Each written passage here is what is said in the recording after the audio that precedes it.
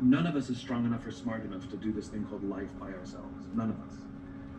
And I think we forget that, and especially in this day and age, where I think we've overemphasized rugged individualism as a society. I think we've overemphasized putting on a happy face every day. You know, we have especially the younger generation, but we have a time where we're all incredibly good at curating our lives and putting on social media just how great everything is. Or we've misunderstood that being vulnerable does not mean turning on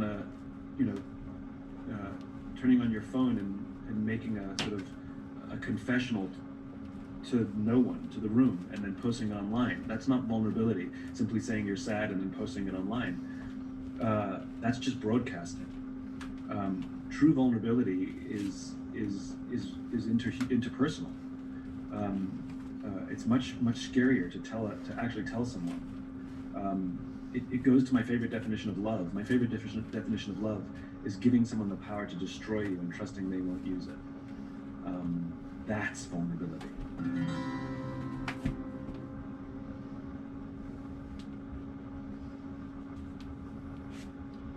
we'll follow it up with another one from him, same channel. What to do when you want to give up. When I was writing Leaders Eat Last, I got to the point where I couldn't do it.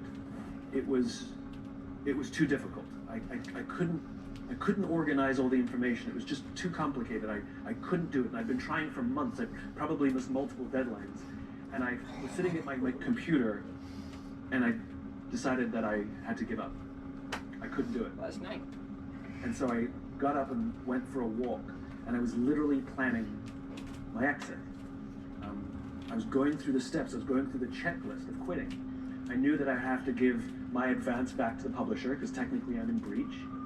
I knew that I would be humiliated, but I was preparing myself for it, and that I would get over it.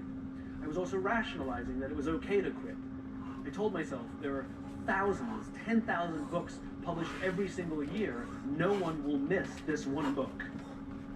And I literally went through the steps to prepare myself for what I had to do to quit. I'm not sure why I did this, but I called a friend of mine who at the time was in the Air Force Special Forces, and I don't even think I said hello when he picked up the phone. I simply asked the question, what do you do when you can't complete the mission? And as is his habit, he just started telling me a story. He was a helicopter pilot, and they had a mission in Afghanistan that was a suicide mission. All the intelligence showed that the air defenses were just too great, and none of them were going to come out alive. And it wasn't going to be one of those kill Hitler missions where we're all going to die, but we'll kill Hitler. This is like, we're all going to die, and the mission will also fail. And he was preparing his helicopter for this mission, and his wingman turned to him and said, what do we do? We've got wives, we've got kids. Do we refuse to go? What do we do? And my friend turned to him and Club said, for men, what do we this do? is what we signed up for. We go. He asked me, he said, is this book more or less powerful than Start With Why? I said, the research has impacted me greater. It's more powerful. He says, all right, I'm going to tell you a funny story. Before I met you, I'd become disillusioned with the Air Force and I was going to quit. And I found this kooky little book called Start With Why, and it completely re-inspired me. And I decided to stay, and I'm a better leader now than I was before because of that book. And if you're saying that this book is more powerful than the first one, then we need this book. He said, this is what you signed up for. You have no choice. Clearly his mission was scrapped at the last minute. The underlying message of this is what you signed up for, you have no choice, wasn't a mean message. The underlying message was, and I will be here with you. The underlying message was, no matter what, you can call me at any time. I've got your back. And that's the important part. I turned around, went back to my desk, and finished writing that book. Not that night. I mean, it took me months, but I never thought of quitting ever again.